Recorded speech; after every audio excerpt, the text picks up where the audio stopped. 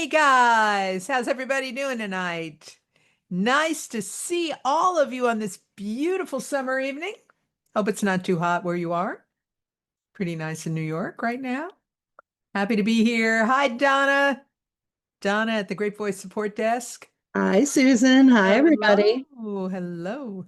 So tonight we got a full house.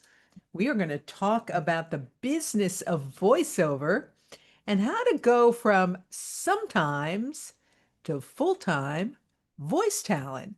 So this is our weekly spotlight training at the Great Voice Company, where we try to bring you the best of what we've got for people new and people who are familiar with our services. We are always welcome to the Great Voice community every Thursday night. So let's rock and roll. And a quick reminder, I'm looking for my phone. I don't see it. Just make sure it's turned off so you don't get distracted. You can give us your full attention tonight because this is all about you.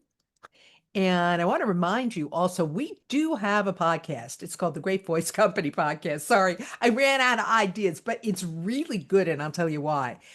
I interview you guys. So on every podcast episode, we choose a couple of our students and members of the community, and I interview you. You actually read copy, and I give the guests coaching.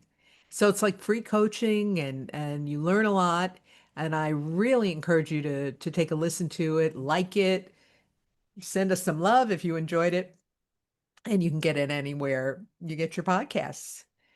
All right. So if this is your first time on one of our spotlight trainings, would you come into the chat so Donna and I can welcome you?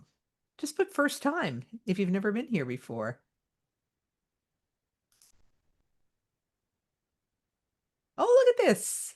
All these Lots of people. first timers. Woohoo. Laura and Miriam, Yeah, let's give some shout outs. Kevin, Kevin, Sheila Sheila, Smith is on her iPhone. Russ, Somebody else is on an iPhone, says first time. Christopher Hampton, Elijah Justice, Jerry, Josh, P. Mill, Dave Sheen, Alfred, Tom, Pamela, Aurora, Kevin. Yeah, Welcome, guys.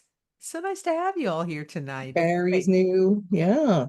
It's wonderful. Ward and Excellent. David and Yep. Nicole, Damon. It's still going. April, Carla, everybody. Woohoo. Hello, all. Welcome, guys. All right. So, in our time together tonight, the topic is how to master the business side of voiceover so you can quickly grow without getting confused, stuck, or getting it wrong. And if that's good for you, would you give me a thumbs up in the chat or say yes or yes? That's what you like. Okay, great, very good. You're in the right room. So it's for you if you're just starting out, you want to have a real profitable voiceover business, not just a money hobby. You want to have, well, not just, it could be a money hobby, but not just a hobby without the money.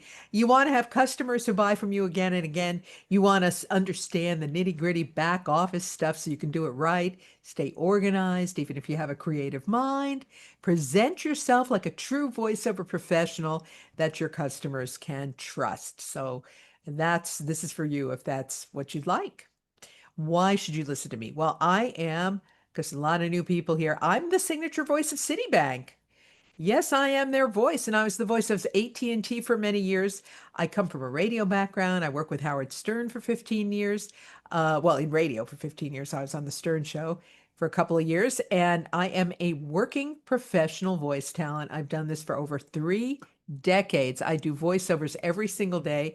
I founded greatvoice.com to help take my love of voiceover to people like you and help launch careers, and I've launched thousands of them in all the years we've been coaching. I've written a few books. Speak to Influence is one of them, and Voiceover Secrets Exposed is another. And I know you guys all have that book. And I've been featured in the New York Times, on CNBC, and ABC News. Now, which of these is you? Write the number in the chat. Are you A disorganized creative. Let me put them all on the screen and you can just give me all the numbers that apply to you. So, are you clueless about invoices and past due accounts? Are you worried about client agreements? Are you puzzled about whether or not you need to incorporate? Are you stymied by price sheets? Are you confused about your website? Are you nervous about keeping in touch and afraid to make a pest of yourself?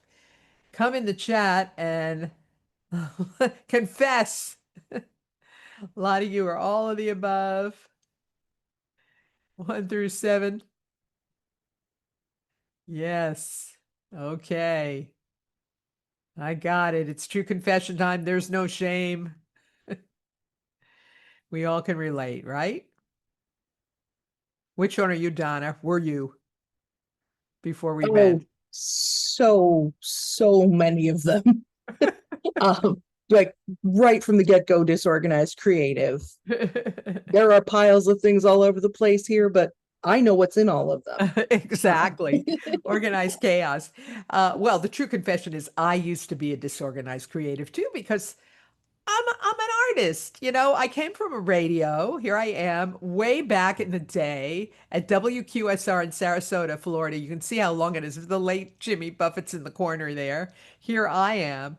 So I love music. That was my background, and I'm a creative person, and I was disorganized and figured it out. I'll tell you that story. But here I am when I was working with Howard Stern and his crew.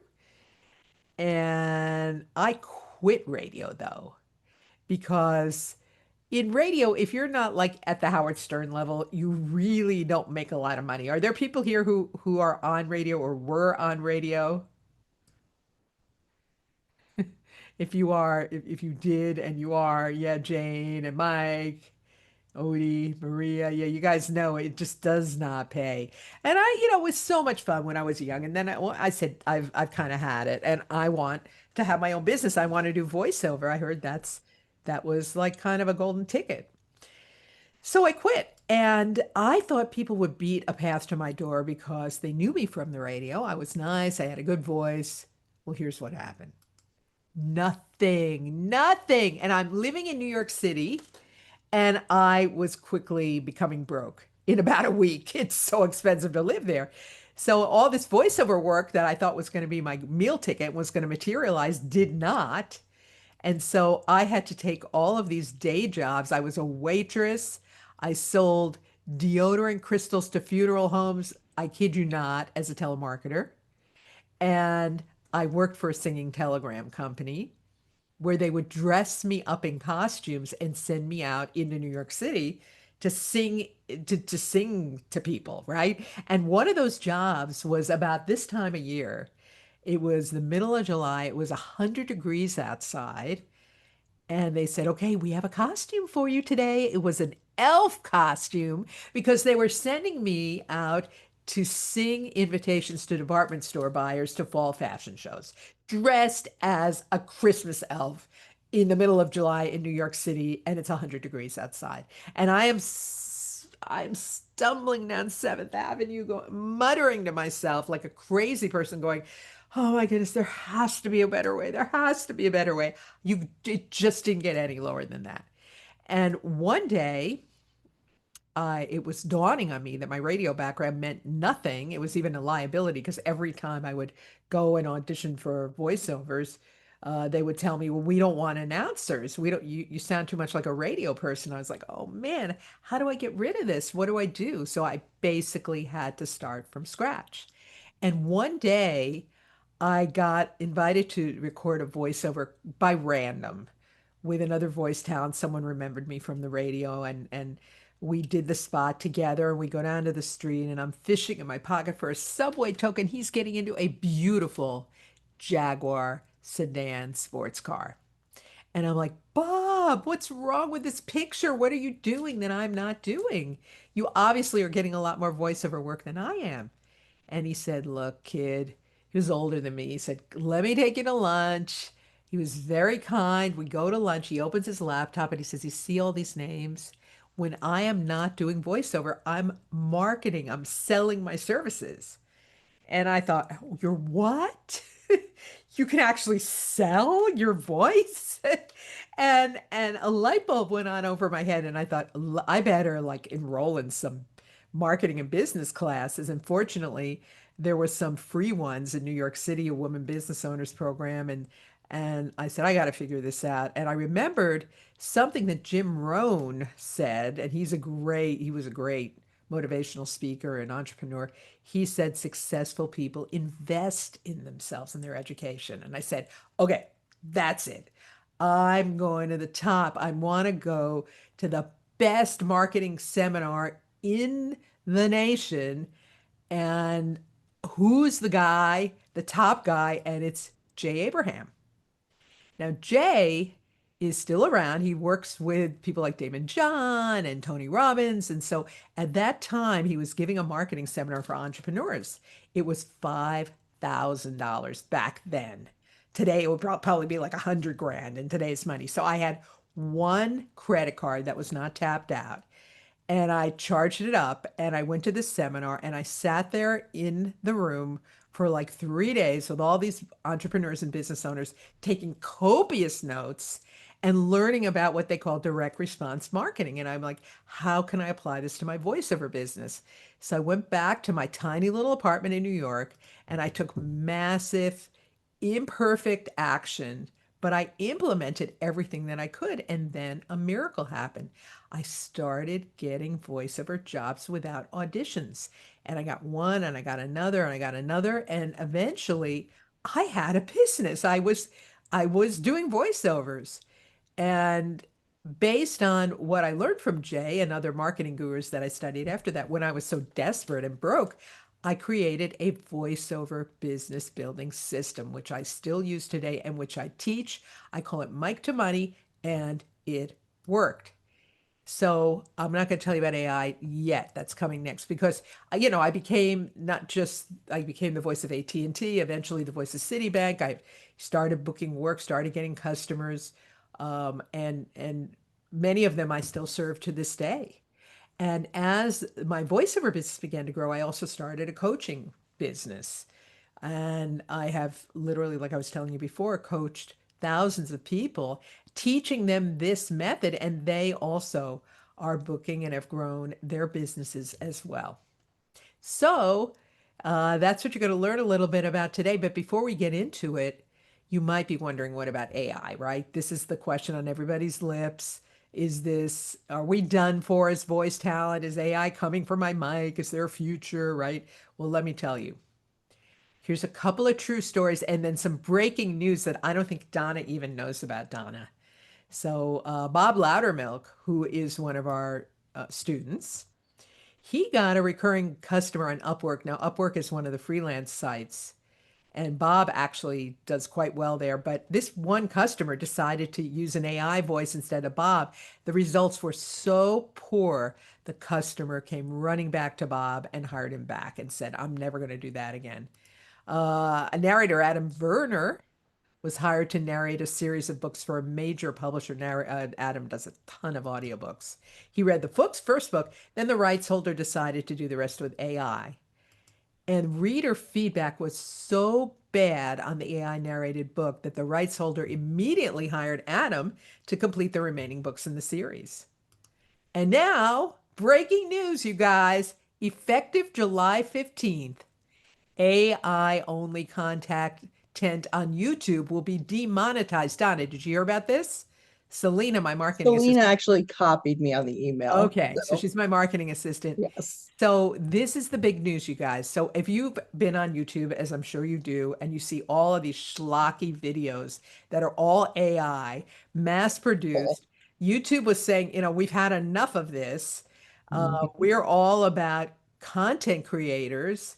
And, Mhm. content with no human touch is considered inauthentic.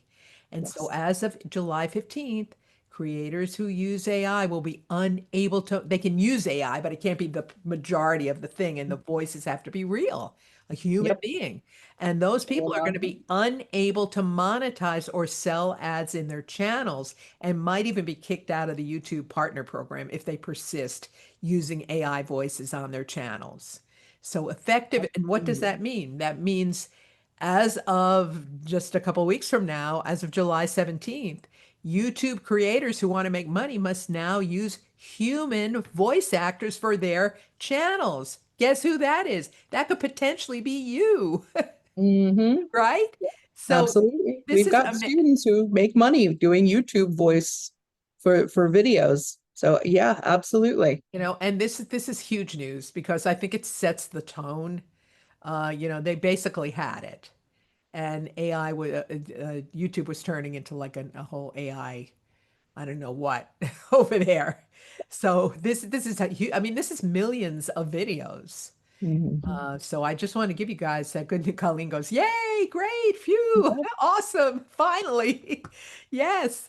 So that's the latest, you guys. So there's four ways to get voiceover jobs. You can take notes, and there are only four ways. If there's a fifth, please let me know. But the first is by referrals from friends and people you know. And I have a formal program that I teach you exactly how to do that with a template you use that really, really works. The second is by auditioning. And you can audition through talent agents. You can audition, pay to get auditions on what they call the pay to play services, which are subscription services that send you auditions. And then there are the freelance sites like Upwork and Fiverr. Or the fourth is your strategically chosen list of leads. So this is direct marketing to a targeted list of prospects, just like any other business. Those are the four ways. So here's a couple of quick case studies for you from our students. Lisa Roberts. Is Lisa on tonight? Mimi? Donna? I don't know if she is or not, but Lisa, uh, she's in our business of voiceover coaching program. She takes a lot of our programs, and she used this warm letter that I was telling you about, the template that I provide our students. And she sent it out. She sent out about 50 copies to friends and associates. She got a lot of responses, but one of them resulted in a really nice job. So she wants to do children's narrations, and she sings as well. So that particular job had her singing and reading to little kids.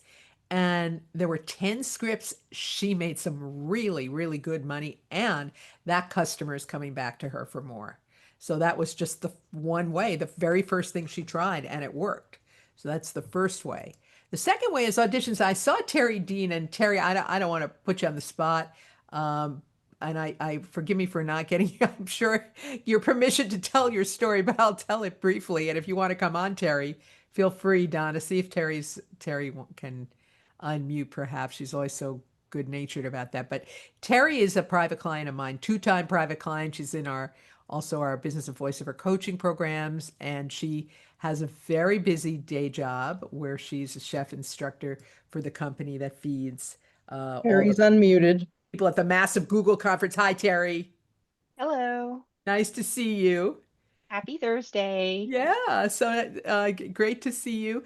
So you were so excited because you got a job from an audition on one of the pay to play services the other day.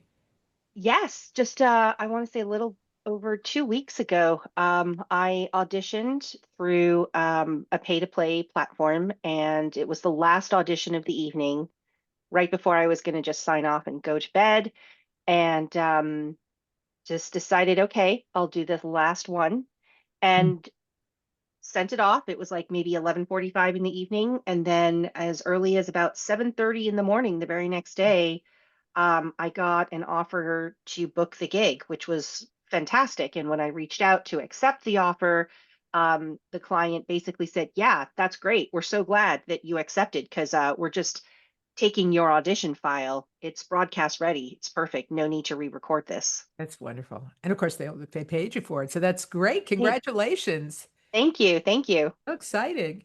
What was it for, if I may ask? It was a local radio spot for a job help center, Okay. a community job help center, and they help folks with job searches. They have like computer stations for folks to get some help with resume writing and job searching and applications and things like that. And yeah, it's a worthy client to have for sure. That's excellent. And that is in addition, of course, to all the audiobooks you've been doing, and you just got an agent. So congratulations on all that, Terry. Thank you, Wonderful. Susan. All down Excellent. to your wonderful classes and your excellent coaching. Yep. Thank you so much, Terry. I Thanks. I appreciate it. Of love course, that she had broadcast ready audio for her audition. yep. That's awesome. And that makes all the difference, obviously. Because she took our home studio masterclass, which is Sure a did. topic for another night. Well, we'll talk about it again at We the end, I certainly think. will. Yes, we will. That's awesome. Mhm.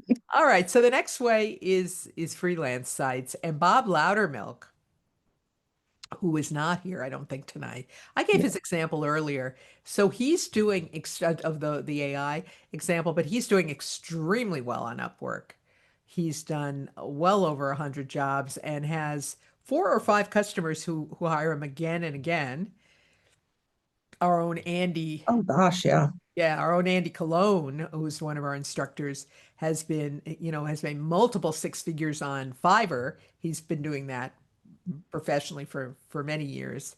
Hmm? Um, and then the fourth way is your strategically chosen list of leads. And one of my favorite stories for that is Susie Hackle, who was also a private client, and she is a retired reading teacher.